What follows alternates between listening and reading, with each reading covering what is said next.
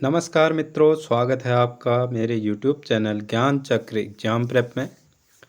आज मैं आपके लिए UK triple SC one series for all exam जो हमने चलाई है उसका क्रैश कोर्स डे 24 है आज।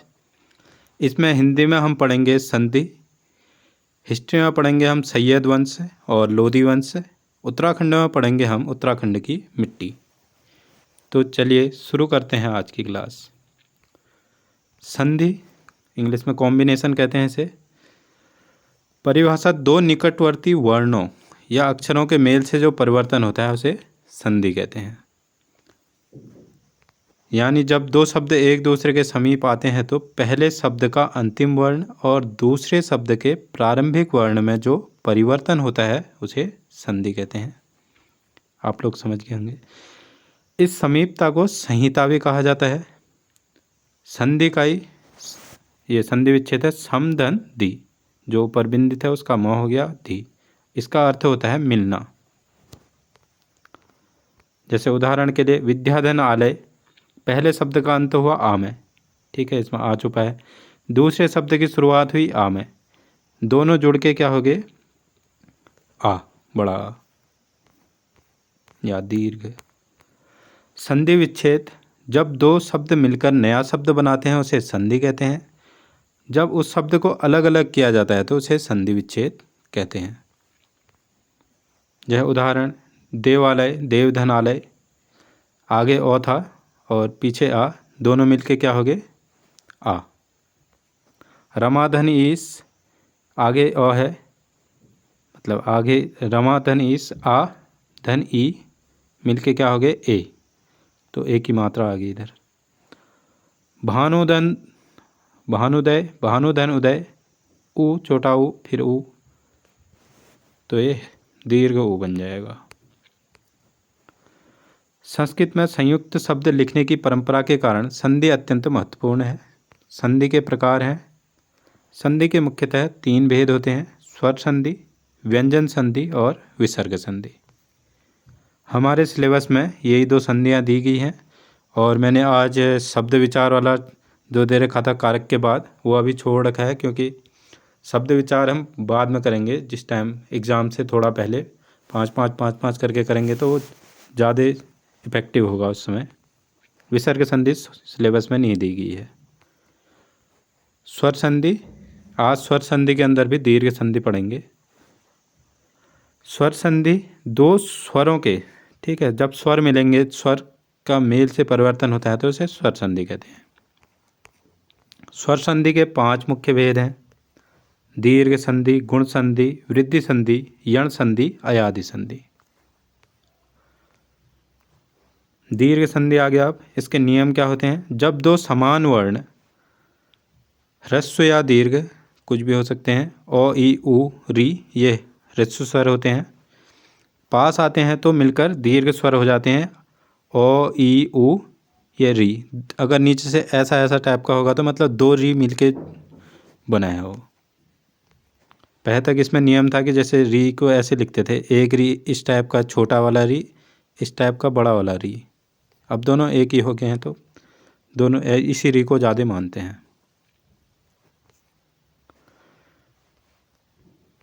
इस संधि को स्वर लंबा दीर्घ हो जाता है। अभी समझेंगे अच्छे से। मैंने सारे एग्जाम्पल जो एग्ज़ाम में आए हुए हैं और या जिनसे कुछ सीखने को मिले, ऐसे ही एग्जाम्पल मैंने ऐड किए हुए हैं अभी। इसका मुख्य सूत्र है अकह सवर्णे दीर्घ, मतलब कि सवर्ण जब आएंगे अर्थात समान स्वरों के मेल से दीर्घ स्वर बनता है। इसी संधि को सवर्ण संधि भी कहते हैं, दीर्घ संधि को ही। इधर परिवर्तन सारणी है, इधर संयोजन के परिणाम है। जैसे ओ धन ओ या आ आएगा तो आई बनेगा, ओ धन ओ या आ आएगा तो तब भी आई बनेगा। ई धन ई बड़ी ई बनेगा।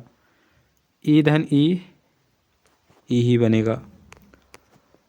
ऊ के बाद ऊ आएगा तो तब भी ऊ ही बनेगा। ऊ के बाद ऊ आएगा तब भी ऊ ही बनेगा। री मिलके क्या बन जाएंगे?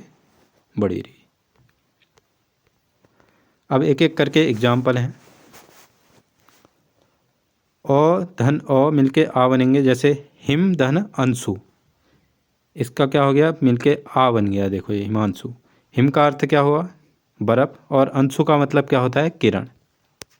ठीक है, किरण का पर्यायवाची भी है, तो मिलके क्या बन गया, हिमांशु। हिमांशु होता है चंद्रमा का पर्यायवाची। चंद्रमा जब अपनी ठंडी किरणें बाहर को फेंक रहा होता है तो उसका नाम इस वजह से हिमांशु पड़ा है, और संधि भी हमने देख ली। हम यहाँ पर सब चीज़ों के ऐसे तोड़ मोड़ के देखेंगे तो हमको पर्यायवाची भी याद हो जाएंगे, शब्द भंडार भी मतलब हमारा मजबूत हो जाएगा। और ये सारे एग्जाम में आए हुए हैं प्रीवियस ईयर में। दाव धन अग्नि, दाव मने क्या हुआ, जंगल का पर्यायवाची होता है। जब मिलेगा अग्नि से तो दावाग्नि, मतलब कि जंगल में लगने वाली आग। सुत या सुता, ये मतलब सुत और सुता दोनों का होता सुतार्थी ही है, लेकिन कभी सुत और सुता के पीछे जब अर्थी जुड़ेगा तो सुतार्थी हो जाएगा। सुत मने पुत्र, सुता मने पुत्री। कभी जैसे इस टाइप के ऑप्शन हो गए, ए बी दोनों दे दिए और नीचे दे दिया कि ए बी दोनों हैं, तो उसमें ध्यान रखेंगे। जल्दीबाजी में ऐसा नहीं कि शुद्ध धनार्थी सुतार्थी, पहला वाला टिक गलत हो जाएगा वो। वेद धन अंत, वेदांत। राम धन अयन, इस नौ का अणो हो जाता है, ये हम व्यंजन संधि में पढ़ेंगे। सहस्र धन अब्धि, सहस्र क्या हुआ, हजार, सहस्त्राब्दी हो जाता है ये। ठीक है, यहाँ पर ध्यान रखेंगे, त्रा कहाँ से आया करके ये कंफ्यूज नहीं करेंगे, ये मिल के हो जाते हैं। अंत्यधन अक्षरी, अंत्याक्षरी। और शब्द मैंने ऐसे लिए हैं जो आपके शब्द शुद्धि में भी आते हैं, जो वर्तनी शुद्ध वाले में। ये अंत्याक्षरी बहुत बार पूछा गया है, देख लीजिए इसको। ये दोनों मिलके क्या हो गए, आ गया। सधन अवधान, सावधान, सावधान अवधान नहीं होगा, ठीक है, सधन अवधान। स्वधन अर्थ, स्वार्थ, इसको कंफ्यूज भी कर सकते हैं कभी कभी, क्योंकि सुधन आगत, स्वागत होता है, और उसमें कौन सी संधि होती है, यण संधि। ऐसे ही यहाँ पर इसमें स्वधन अर्थ करके स्वार्थ है, इसमें थोड़ा कन्फ्यूजन होता है, इसलिए एग्जामिनर ऐसे सवाल देता है, तो इनको ध्यान रखेंगे। अभी आपको सरल लग रहे होंगे, एग्ज़ाम में 4 ऑप्शन में ऐसा कन्फ्यूज होगे, याद रखोगे। आग्नेय धन अस्त्र, आग्नेयास्त्र होता है। आग्नेय अग्नि होगी, अस्त्र माने जो अस्त्र वो है जो मतलब कि सीधे फेंक के मारे जाते हैं, और शस्त्र हो गए। ये भाई इसमें थोड़ा कन्फ्यूजन हो रहा है। हाँ, अस्त्र जो है फेंक के मारे जाते हैं सीधे ही, और शस्त्र जो है उससे पकड़ के ही लड़ते हैं। जैसे बाण होगा तो वो हो गया अस्त्र, मतलब कि जिसको हम छोड़ देंगे अपने हाथ से, और जैसे गदा होगी तो हाथी में पकड़ के लड़ रहे हैं तो वो क्या हो गया, शस्त्र हो गया। पर्वतधन अरि, पर्वतारी, ये होता है इंद्र का पर्यायवाची। तो और अ मिलके क्या हो गया, आ हो गया। ठीक है, इनको तो समझ ही रहे होंगे आप। पर्वतों के अरि इसलिए हुए कि पहले तक से इंद्र भगवान पर्वतों को उठा के इधर से उधर रख देते थे। विरूपाक्ष, विरूप धन अक्षी, विरूपाक्ष। विरूपाक्ष होता है भद्दी आँखों वाला, ठीक है, या विचित्र आँखों वाला, ये शिव का पर्यायवाची भी होता है। औ धन आ मिलके आ बनेंगे अब, जैसे जल धन आशय, जलाशय हो जाएगा। ये ओ मिलके आ मिलके बन गए क्या, आ। जल धन आशय, आशय का मतलब होता है भंडार, किसी चीज़ का भंडार, तो मिलके क्या हो जाएगा, जल का भंडार। रत्न धन आकार, रत्नाकार, रत्नाकार वो हो गए, समुद्र का पर्यायवाची होता है। भाव धन आविष्ट, भावाविष्ट। न्याय धन आलय, न्यायालय, न्याय के लिए जो घर है उसे न्यायालय कहते हैं। शतधन आयु, शतायु, 100 साल तुम्हारी आयु हो, ऐसे आशीर्वाद भी देते हैं, शतायुर्भव। आ धन ओ, आ बन जाएगा, जैसे माया आ गया ना पीछे, फिर ओ आएगा तो मायाधीन। करुणावतार, करुण धन अवतार, मिलके क्या हो जाएगा, करना होता है। द्राक्षारिष्ट, द्राक्षारिष्ट, द्राक्षा माने किशमिश हुआ, किशमिश। द्वारकाधीश, द्वारकाधीश। महाअमात्य, ये मिलके क्या हो जाएगा, महामात्य। ये और हट जाएगा यहाँ पर से, मिलके मतलब आ बना देंगे। अमात्य का मतलब क्या होता था, जिस समय मराठा थे, वित्त मंत्री।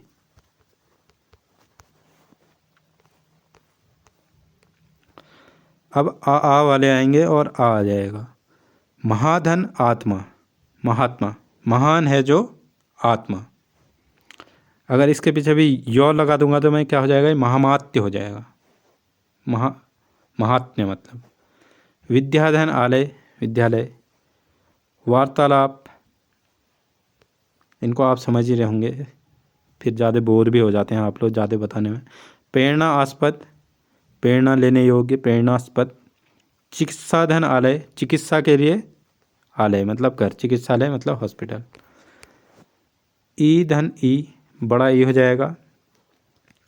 अभिधन इष्ट, अभीष्ट मतलब किसी चीज़ को पाने की इच्छा। कविधन इंद्र, कवींद्र। कविधन इच्छा, कवि इच्छा।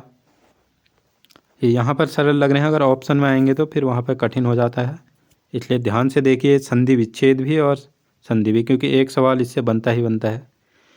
गिरिधन इंद्र, गिरीन्द्र, ये शिव का पर्यायवाची होता है। गिरि मतलब पर्वत और जो वहाँ के स्वामी हैं शिव जी। अतिधन इंद्रिय, ई धन ई, अतीन्द्रिय जो इंद्रियों से परे है वह अतीन्द्रिय। इसमें मैं इसलिए टाइम ले रहा हूँ क्योंकि जैसे अतीन्द्रिय देखो, ये आ जाएगा वाक्यांश के लिए एक शब्द में, शब्द शुद्धि में, और जैसे कहीं पर उपसर्ग प्रत्यय के लिए, तब मेरे को संधि एक बढ़िया टॉपिक है, इसको अच्छे से समझिए। अतिधन इव, अतीव, अतीव माने क्या होता है, सुंदर हो जाता है, इसका अर्थ होता है सुंदर। ईधन ई, बड़ी ई हो जाएगा। मुनि धन ईश्वर, मुनीश्वर। रतिधन ईश, रतीश। रति कौन थी, कामदेव की पत्नी, तो रतीश कौन हो जाएंगे, कामदेव। गिरिधन ईश, गिरीश, ये मैंने आपको बता दिया। परिधन इच्छा, परीक्षा, इसका उच्चारण भी शुद्ध करेंगे, परीक्षा, पूरा परीक्षा देने जा रहा हूँ, मतलब कि हमारे परि माने चारों ओर, इच्छा माने देखना,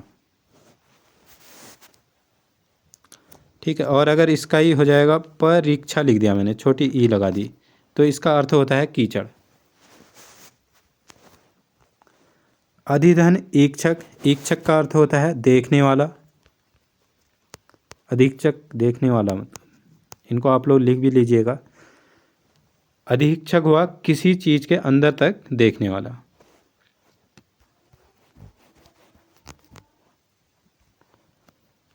विधन ईक्षण, इसको भी देखने वाला ही है। अधिधन ईश्वर, अधीश्वर। क्षितिधन ईश, क्षिति क्या होगी, पृथ्वी होगी। क्षिति के ईश कौन हो गए, स्वामी क्षितीश। ये एक जगह मैं देख रहा था, शेषनाग का पर्यायवाची होता है, क्योंकि एक मान्यता तो है ही कि पृथ्वी शेषनाग के फन के ऊपर अटकी है करके। ई धन ई बन जाएंगे, ठीक है। योगी में योगी धन इंद्र, योगींद्र। सची धन इंद्र, सचींद्र। सची हुई, सची, हाँ सचींद्र इंद्र का ही पर्यायवाची है, मतलब इंद्र की पत्नी हुई सची। इसमें कुछ कन्फ्यूजन हो रहा है, एक बार कमेंट में कर लेना अगर कुछ गलत बोल रहा हूँगा तो। ई धन ई मिलकर ई हो जाएगा, जैसे मही धन ईस, महीस हो जाएगा। जानकी धन ईस, जानकीस हो जाएगा।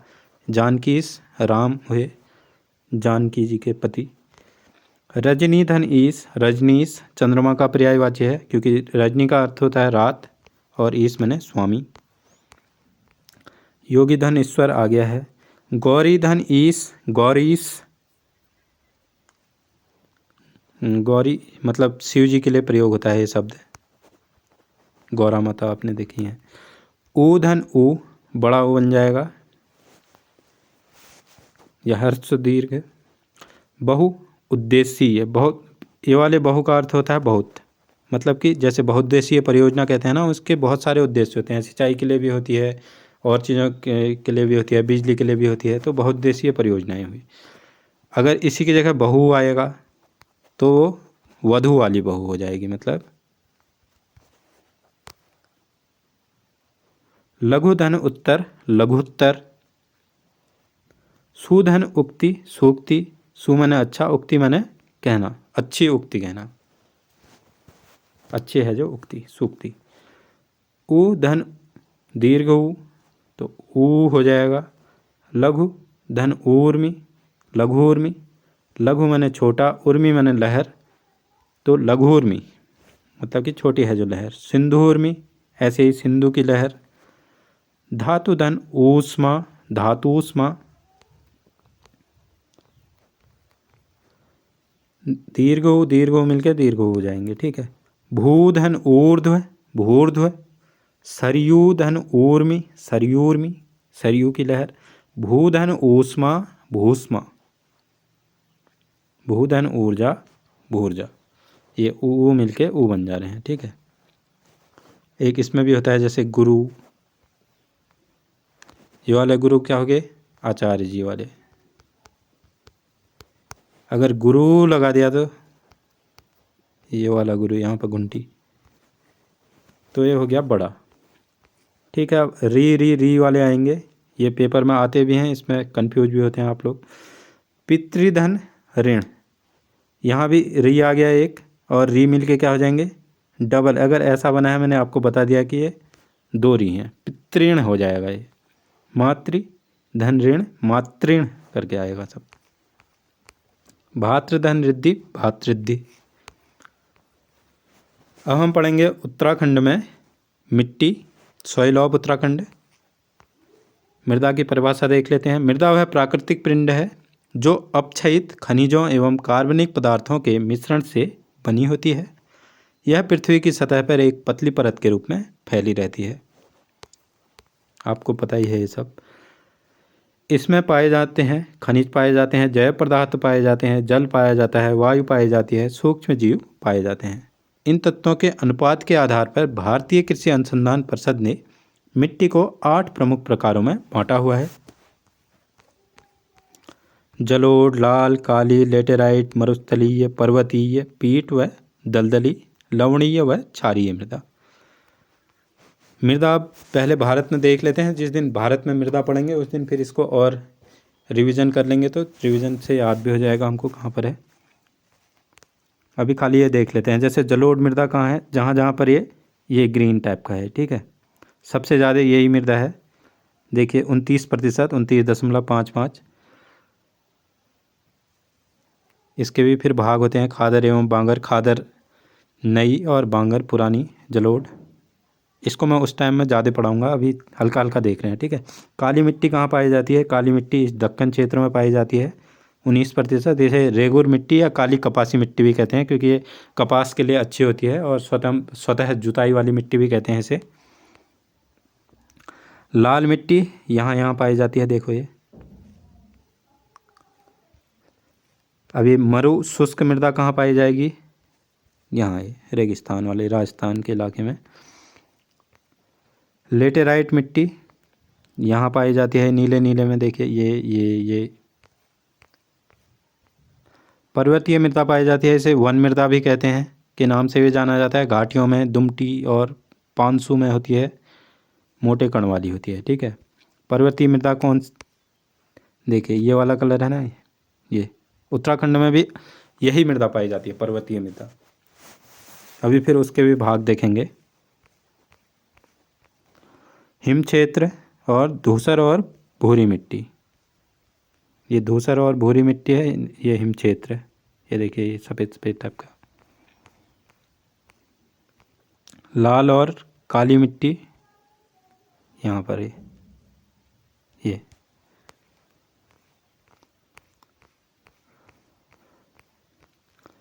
ये लाल मिट्टी है, काली मिट्टी है, लेटेराइट मिट्टी है, एल्कलाइन सॉइल है, desert soil, organic soil, yellow soil, brown soil. Uttarakhand में मिट्टी मुख्यतः पर्वतीय या वनीय मृदा पाई जाती है। अभी अविकसित अवस्था में है। चूना और फास्फोरस की इसमें कमी होती है। जीवांश की इसमें अधिकता पाई जाती है, क्योंकि अभी नई है, ठीक है, अविकसित है तो इसमें जीवांश तब अधिक पाया जाता है। पीएच मान इसका 5.5 से 6.5 होता है। एक बार सॉइल की लेयर भी देख लीजिए, ऊपर घास होती है, फिर ऑर्गेनिक मैटर होता है, organic mixed matter with mineral होता है, फिर मिक्सचर होता है सैंड क्ले का, फिर पेरेंट रॉक होती है, फिर अनवेदर्ड पेरेंट मटेरियल। ज़मीन के नीचे मिट्टी मतलब ऐसे होती है। अब ये शब्द आएंगे नीचे को बार बार, तो एक बार देख लेते हैं क्या आएगा करके। मृदा विज्ञान, गाद ये हो गया, कंकड़ पत्थर आप जानते ही हैं, कीचड़ ठीक ही हो गया, जलोढ़ मिट्टी ये है, क्षारीय मिट्टी ये है, देखो हल्की दरार पड़ी हुई, लवणीय मृदा ये है, और अम्लीय मृदा ये है। ये शब्द अभी बार बार आएंगे तो मैंने यहाँ पर ऐड कर दिया है। वैसे तो मैंने ये चीज़ पढ़ा रखी है पहले, फिर भी एक बार अभी शब्द आएंगे तो उस टाइम कैच करना कि यहाँ पर है करके। जैसे सबसे ऊपर आता है ट्रांस हिमालय, फिर उसके बाद आता है ग्रेटर हिमालय, वृहद हिमालय, फिर लेसर हिमालय, मध्य हिमालय या लघु हिमालय। फिर यहाँ पर आएगी कौन सी, दूधातोली रेंज आएगी, यहाँ दून वैली आएगी, शिवालिक पहाड़ियाँ यहाँ आएंगी, शिवालिक यहाँ भी आएंगी, भाबर आएगा यहाँ है बीच में, और नीचे इससे नीचे क्या आएगा, तराई वाला क्षेत्र आएगा। देखिए अब यहाँ पर काम आएंगी ये चीज़ें, ठीक है। उत्तराखंड की प्रमुख मृदाएं, तराई मिट्टी, स्थान देहरादून और दक्षिण उधम सिंह नगर तक आपने देख ही लिया, देखो यहाँ से यहाँ तक। ये विशेषता है इसकी महीन कणों से निर्मित होती है, नाइट्रोजन फास्फोरस की कमी होती है, दलदलीय नम और अत्यंत उपजाऊ होती है। मुख्य फसलें इसमें गन्ना और धान बोई जाती हैं क्योंकि पानी अधिक तो होती है। भाबर मिट्टी, तराई के उत्तर में, शिवालिक के दक्षिण में, शिवालिक से नीचे और तराई से ऊपर की तरफ। विशेषताएं इसकी कंकड़ पत्थर मोटी बालू से बनी होती है, छिछली होती है, जल रिस जाता है नीचे, कृषि हेतु अनुपयुक्त होती है। आपका मिट्टी कंकड़ पत्थर में कहाँ लगाओगे, कृषि क्या होगी उसमें।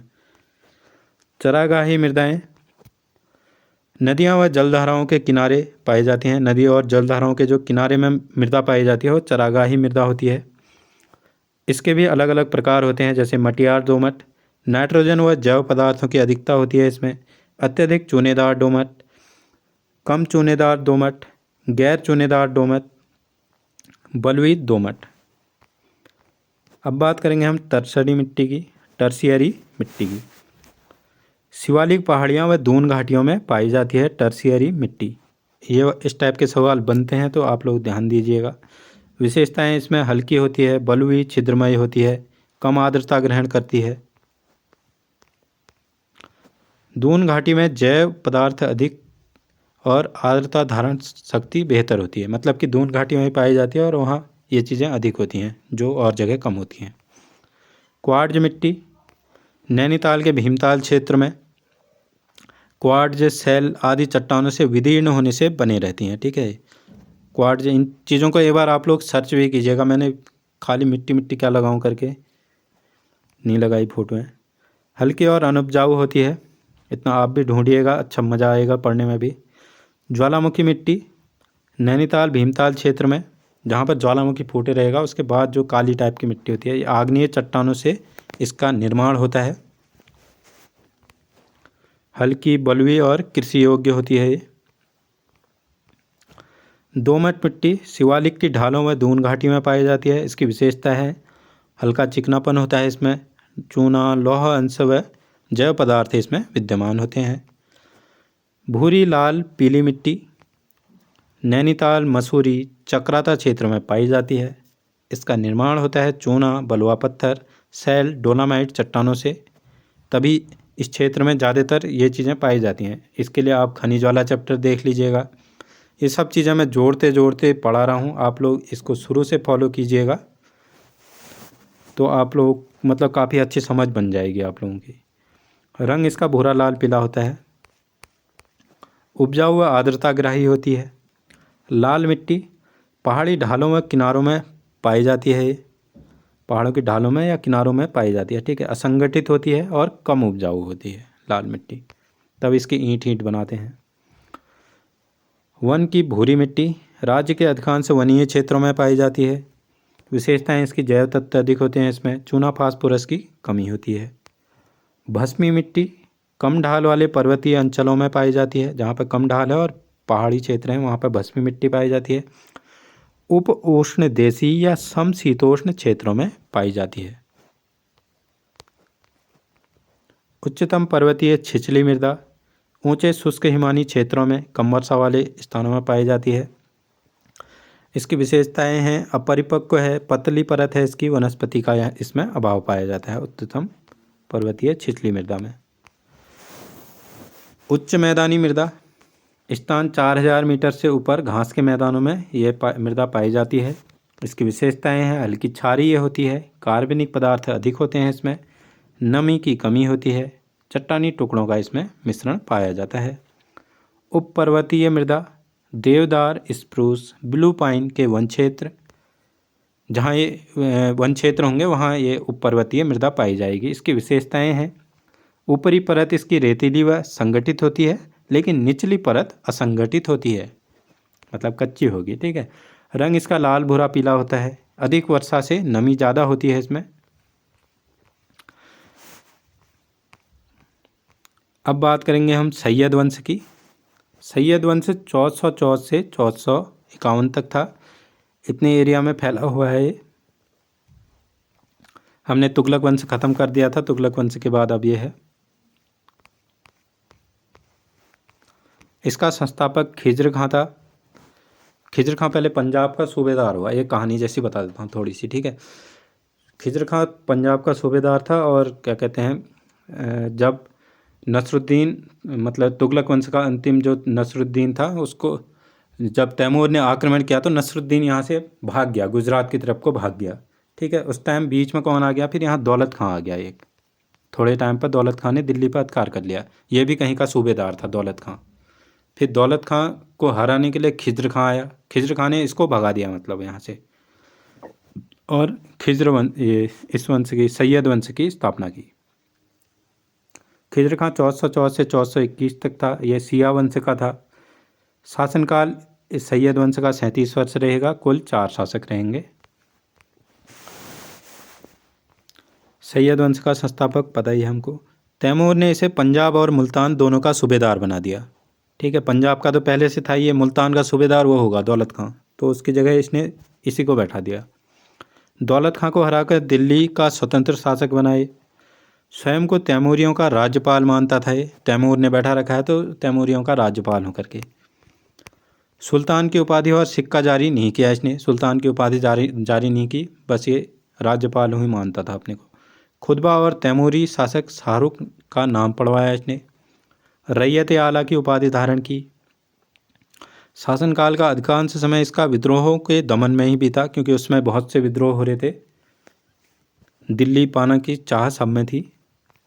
मुबारक शाह 1421 से 1434 तक इसका शासन रहा। विदेशी प्रभुसत्ता को नकार कर सुल्तान की उपाधि धारण की इसने। इससे पहले वाले ने सुल्तान की उपाधि धारण नहीं किया, लेकिन इसने क्या किया, सुल्तान की उपाधि धारण कर ली।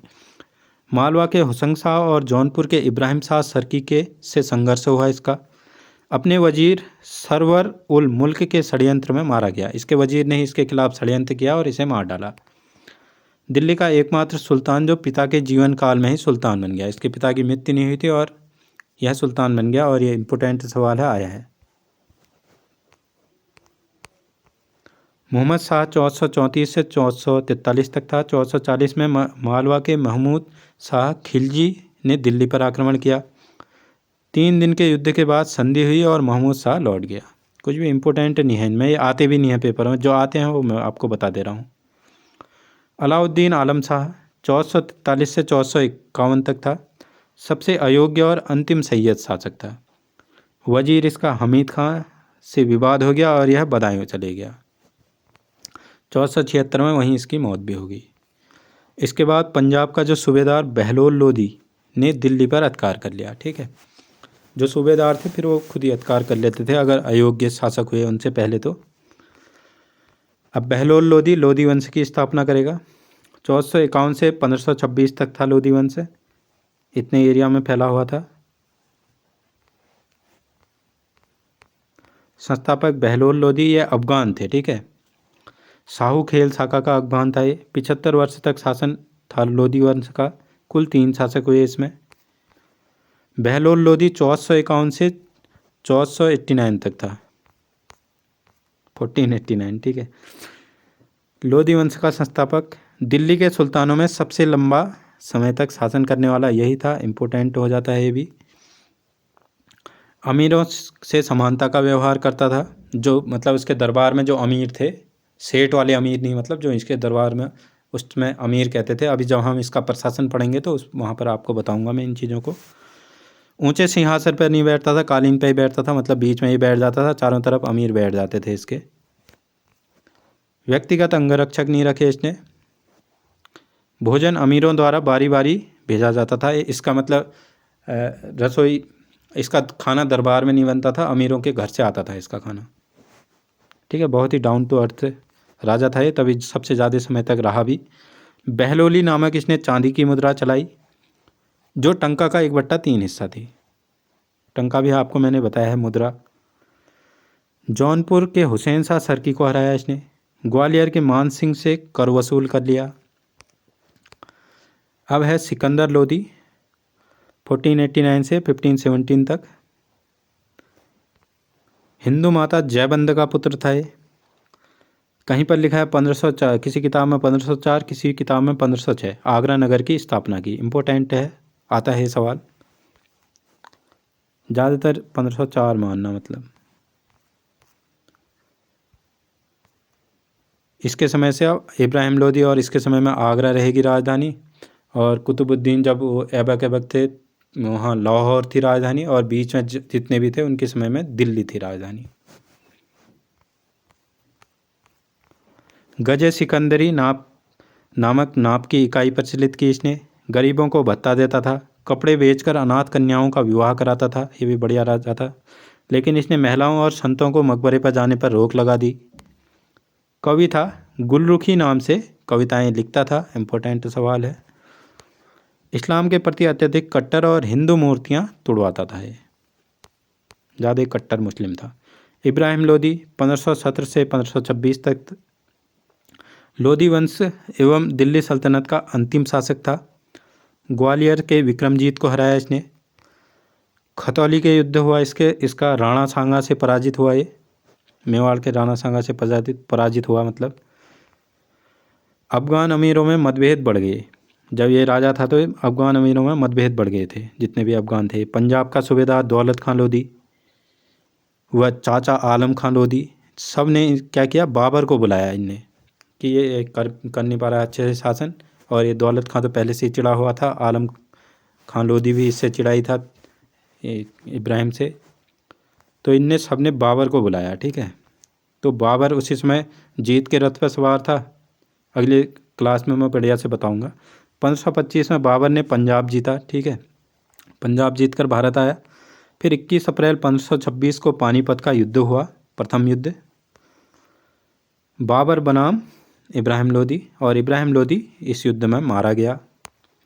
लोधी वंश का अंत हो गया यहाँ, और मुग़ल वंश की स्थापना होगी, और दिल्ली सल्तनत भी यहीं पर समाप्त होगी। अब हम मुग़ल पढ़ेंगे अगली क्लासों में। दिल्ली का एकमात्र सुल्तान जो युद्ध भूमि में मारा गया वो इब्राहिम लोधी था। कैसी लगी वीडियो आपको कमेंट में ज़रूर बताएं।